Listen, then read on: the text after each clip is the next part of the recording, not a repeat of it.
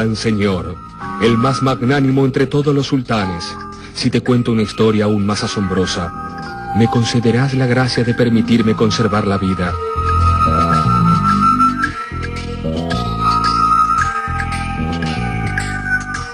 De esta manera, se dirigía un mercader al sultán que había puesto precio sobre su cabeza, intentando salvar su vida con las graciosas palabras.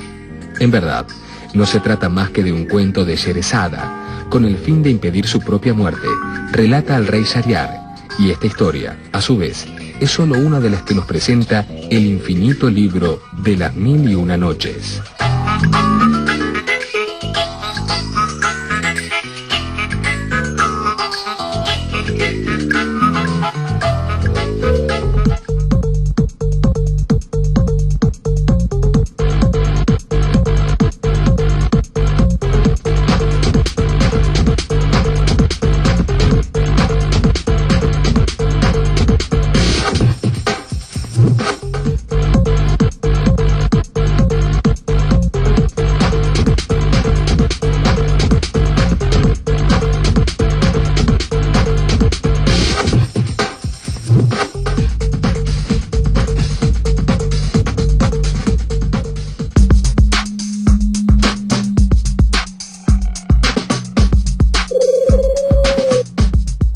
La historia de las 1001 noches comienza cuando Shahriar, rey de Sasán, en las islas de India y de la China, es prevenido por su hermano de la infidelidad de su mujer.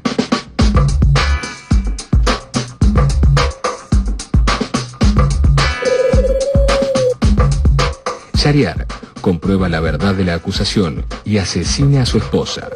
Desde entonces, desposa cada día a una muchacha virgen con la cual pasa la noche, para matarla al día siguiente. Luego de 3 años, el visir del rey ya no encuentra jóvenes dispuestas a pasar una noche como reinas a cambio de su vida. Todas han huido de la ciudad. Finalmente entrega a su hija Sherezada, pensando que no la volverá a ver. Pero la muchacha, de gran elocuencia y astucia, cuenta a su marido cada noche un fabuloso relato que deja inconcluso. Los cuentos despiertan la curiosidad del rey, que espera ansioso la llegada de la siguiente noche.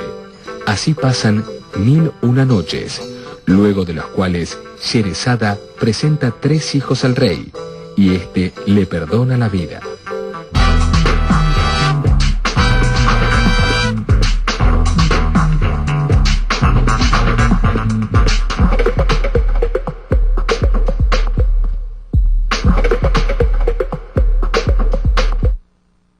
En esta primera historia que hace de telón de fondo de las otras, pero que bien podría ser una de las relatadas por Sherezada, ya aparecen elementos mágicos, genios, reyes, visires, palacios y relatos pequeños dentro del principal. Es decir, tiene el mismo grado de realidad que sus fábulas.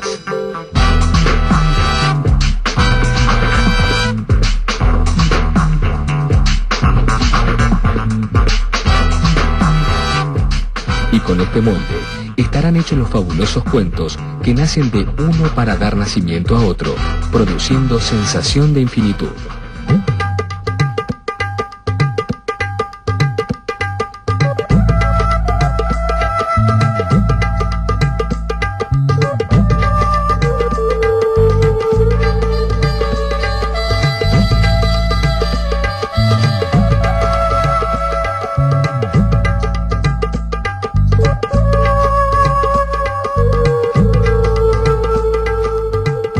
La magia de las 1001 noches nos transporta a lugares remotos y fantásticos, donde confluyen el desierto blanco con enormes palacios encantados, o cuevas escondidas con atiborrados mercados callejeros de una ciudad oriental.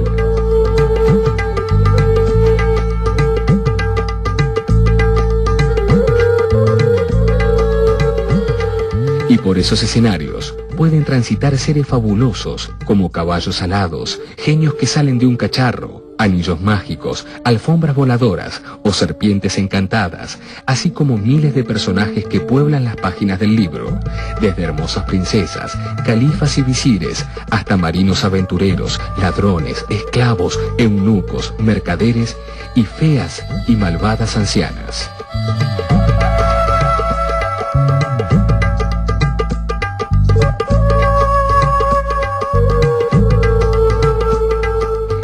Llegué al límite del asombro ante aquel palacio totalmente de cobre. Mientras lo admiraba, vi salir por la puerta principal a 10 jóvenes de buena estatura, cuyos rostros constituían una alabanza al Creador por lo perfectos. Pero los 10 eran tuertos del ojo izquierdo.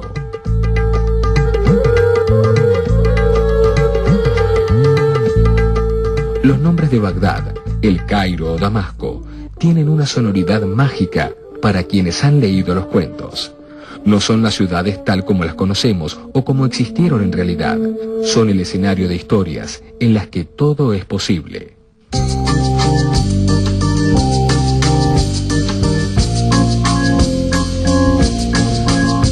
Había en la ciudad de Bagdad un hombre soltero y mozo de cordel. Cierto día, mientras estaba en el zoco, indolentemente apoyado en su espuerta, se detuvo ante él una mujer con un ancho manto de Mosul, de seda recamada de lentejuelas de oro y un forro de brocado. Alzó ligeramente el velo que le cubría la cara para descubrir los ojos negros de largas pestañas.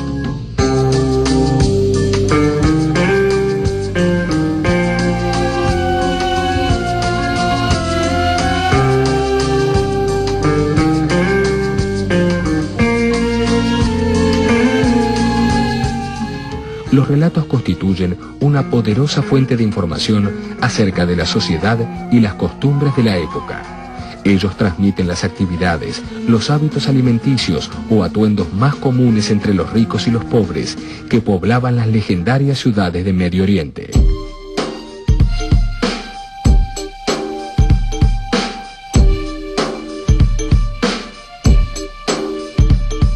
También la religión ocupa un importante lugar.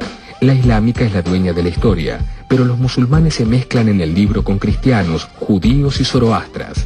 Así se cuenta la historia del joven príncipe que salvó su vida por haber crecido con la lectura del Corán, mientras que todos los habitantes de su reino quedaron petrificados, pues profesaban la religión de los magos adoradores del temible Nardún. Juraban por el fuego y por la luz, por la sombra y por el calor, y por los astros que giran. Pero el Corán permite también la coexistencia de otros cultos y de la magia, tan propia de las 1001 noches.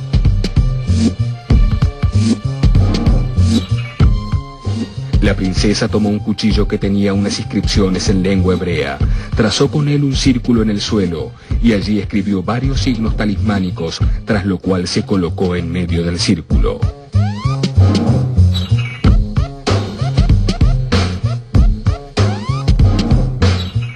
Los castigos divinos están habitualmente emparentados con normas morales. Muchas faltas, como el engaño, el adulterio, la injusticia, son castigadas duramente por la mano del hombre o por la de Alá. Así son convertidos en carbón 2 hermanos por entregarse a su pasión incestuosa.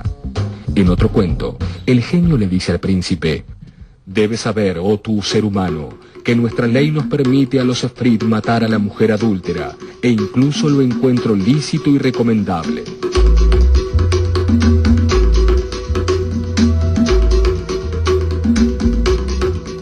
Los cuentos tienen muchas veces moralejas y enseñanzas, como las que tenían aquellas fábulas de animales que Esopo dejó escritas en el siglo VI a.C. En ocasiones se ha incluido a las 1001 noches en la literatura erótica y hasta se la ha acusado de ser una obra obscena. Esta idea se ha fundamentado en los numerosos relatos de encuentros sexuales entre diversos personajes, algunos con hábitos más libertinos que otros. Si bien es cierto que desde el principio se describen, a veces con un léxico popular, escenas de alcoba con total crudeza, también las hay ingenuas y recatadas, que intercalan castos versos de amor.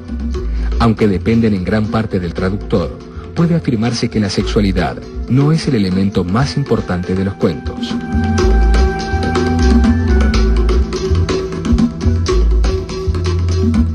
Como enseña Sherezada a su rey, no es reprensible hablar de las cosas situadas debajo de la cintura, ya que todo es limpio y puro para las almas puras y limpias.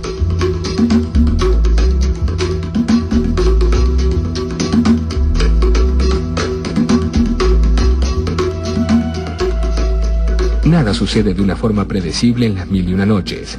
La racionalidad se pierde en los caminos de la magia y aparecen entonces los genios o efrits o jinns, que pueden ser buenos o malos y que a veces tienen libre albedrío, así como debilidades propias de los humanos.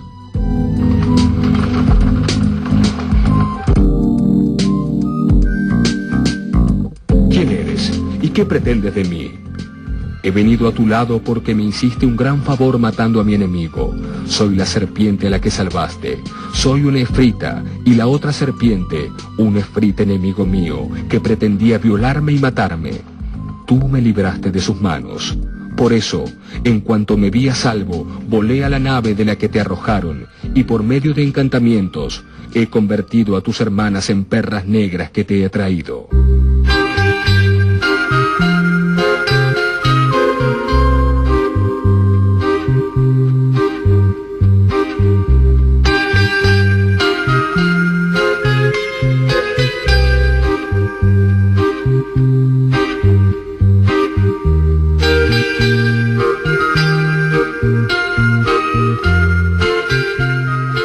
A lo largo de los cuentos, el genio será reemplazado en su calidad de deparador de vida por el gobernante. Hay reyes crueles y reyes justos. Unos pierden su fortuna por culpa de sus hermanos, otros son engañados por sus mujeres, alguno es envenenado por las páginas de un libro, y otro recorre camuflado las calles de Bagdad. Shahriar no es el modelo del mejor rey. Cada tanto, tal vez para que el lector no olvide la trama del relato primigenio y el peligro que corre Sherezada, la amenaza.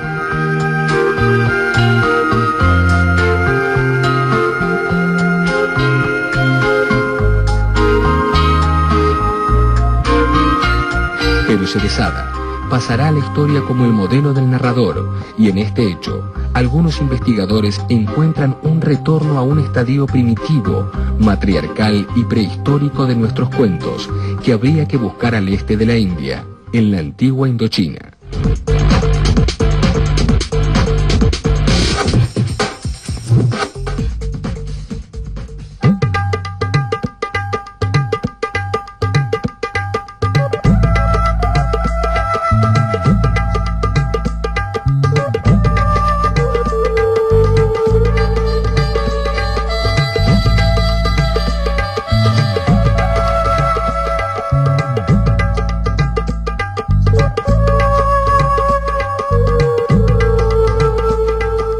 Una idea recorre las 1001 noches, de cabo a rabo, y es el poder de la palabra. Todo un mundo maravilloso nace a partir de las palabras de Sherezada. Las palabras dan vida, pero también salvan vida. Mantienen entretenido al sultán, enamoran, abren cuevas, detienen maleficios, producen encantamientos y maldiciones. En los mismos relatos, la palabra goza de un estatus muy peculiar. Basta la palabra de un pobre pescador para que los demás lo crean rey. Existen mentirosos y engañadores, pero rara vez se pone en duda la historia relatada por una persona, por más increíble que sea. Sherezada rinde homenaje a los antiguos narradores populares, y en esto tiene mucho que ver la historia de la génesis del gran libro.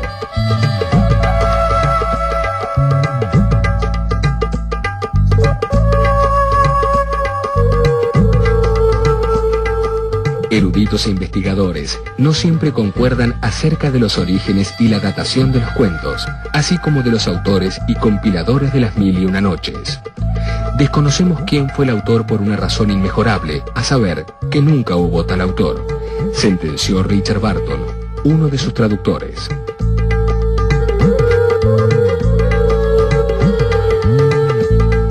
Los orígenes de los relatos han de ser buscados en las más antiguas fábulas, como los 5 tratados hindúes del Panchatantra, del siglo VI a.C., libro de fábulas de animales, cuyo propósito era enseñar a un joven príncipe el arte de gobernar. Luego, en el Hipotadesa persa, basada en el anterior y su consecuente versión árabe, conocida como Kalila y Dimna. Todos estos relatos ya llevan la estructura de la gran obra.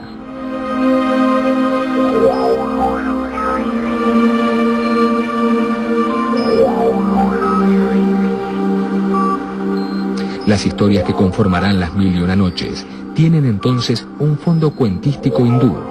En esta primera etapa ya aparece la estructura de los cuentos entrelazados, además del relato enmarcador, la historia de Sherezada y el rey, y otros pocos relatos como el del sabio Sindibad, restos de un número mayor que se ha perdido en el tiempo. Luego, esta base hindú pasó a Persia alrededor del siglo VI de nuestra era. 3 siglos más tarde, durante la cultura abasida, es decir, correspondiente a la dinastía fundada por Abul Abbas en el siglo VI y que se extendió hasta principios del siglo XIII, fue traducido del persa al árabe. Se agregaron entonces otros relatos a ese conjunto de cuentos extranjeros que dieron gradualmente un carácter cada vez más árabe a las 1001 noches. Así aparecieron las historias centradas en Harún al-Rashid, el califa abasida que se mezcla de incógnito entre las calles de Bagdad por curiosidad o para comprobar la lealtad de sus funcionarios.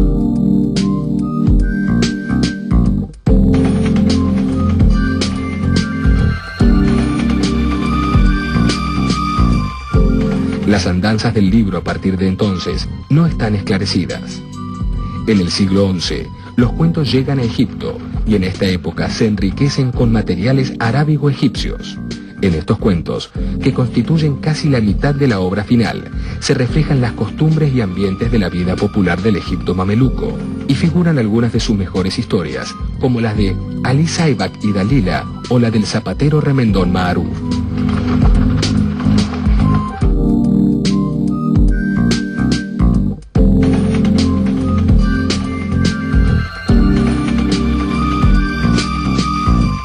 Existe también una gran cantidad de material errático, cuyo origen se intenta aún desentrañar y que se atribuye a influencias judaicas, greco-helenísticas y hasta occidentales europeas para las partes más recientes.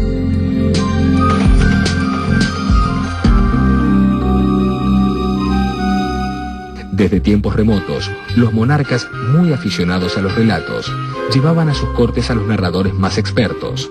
Estos narradores son en realidad el primer antecedente del relato. El orientalista Hammer Turkstall los llamó confabuladores nocturnos, hombres cuya profesión es contar cuentos durante la noche. Edward Lane, uno de los traductores de la obra, dice haber conocido numerosos rawis o narradores profesionales en el Cairo del siglo XIX, que a menudo relataban las historias de las 1001 noches a los animados oyentes.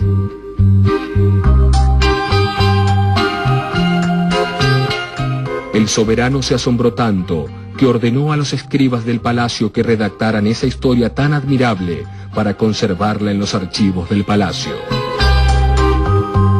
Por su pasión, los reyes también merecen tener su lugar en la historia, pues son los responsables de haber rescatado del olvido a muchos de esos relatos. El encuentro de un papiro del siglo IX, con el comienzo de una de las noches y la mención de Sherezada, ha demostrado que en esa fecha ya existía la traducción de los cuentos persas al árabe, pero su nombre en esta lengua era Alf Laila, 1000 noches. Pero pronto, a esas 1000 noches se agregó una más en el título. Una posible explicación de este hecho fue el supersticioso temor de los árabes a los números pares. Alf Laila wa Laila, las 1001 noches, ha nacido.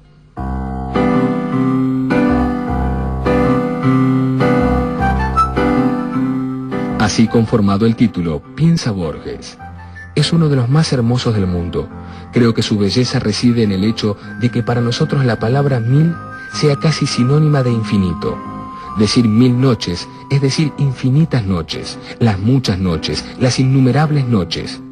Decir 1001 noches es agregar una al infinito. La idea de infinito es consustancial con las 1001 noches.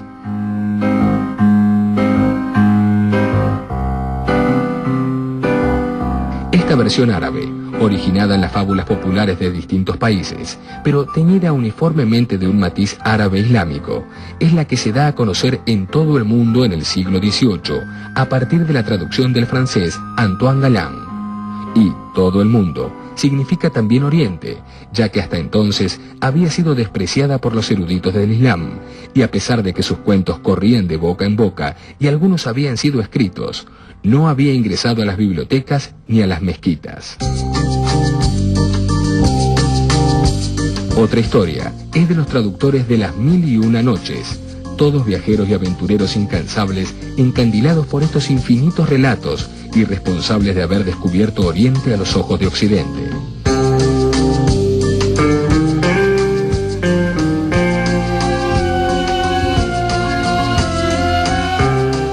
Enviado por las autoridades francesas a Turquía, el arabista Jean-Antoine Galland regresó, entre otras cosas, con un ejemplar árabe del libro y un maronita de nombre Hannah, que lo ayudó en su tarea de recopilación.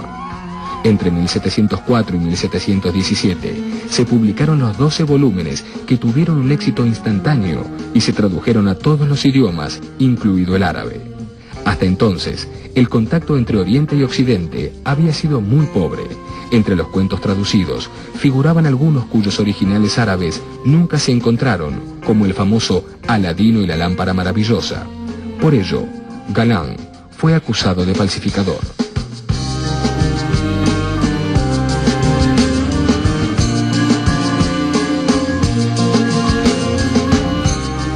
La traducción de Galland, que es criticada por su extremada castidad, ha sido sin embargo la más celebrada en el mundo de las letras.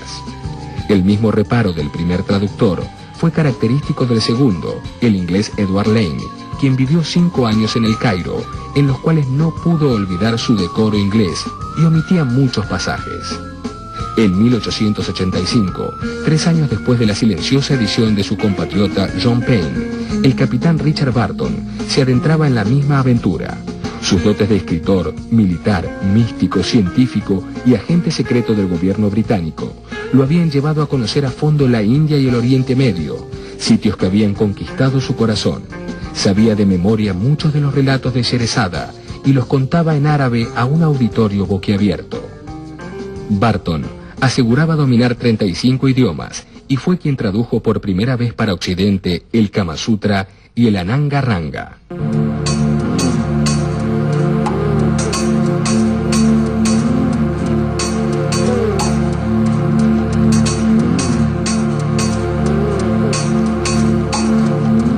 Su edición de Las Mil y Una Noches fue bien recibida por el público, aunque se lo acusó de libertino por la falta de censura en su traducción y por las extensas notas al pie.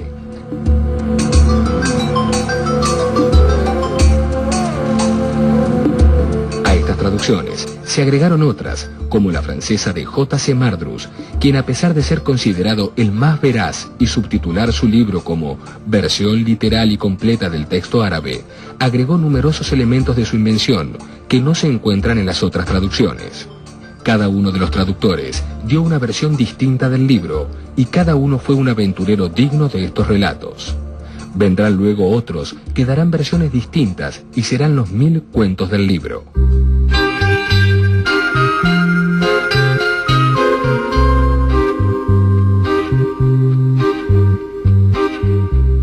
A partir de su ingreso en Europa, Las Noches fue considerada una de las más grandes obras de la literatura universal. Desde entonces, toda la literatura moderna, desde los románticos hasta las vanguardias artísticas, se han basado en su estructura y sus relatos para crear sus propias invenciones. Incluso varios relatos han pasado a formar parte del clásico repertorio de literatura infantil. También el mundo de las imágenes se ha inspirado en la genial obra, en antiguos tapices y acuarelas o en películas modernas que dan vida a numerosos personajes como Simbad el Marino, Aladino o El Ladrón de Bagdad, y recrean otras historias más desconocidas, como la realizada por el cineasta Pier Paolo Pasolini en 1974.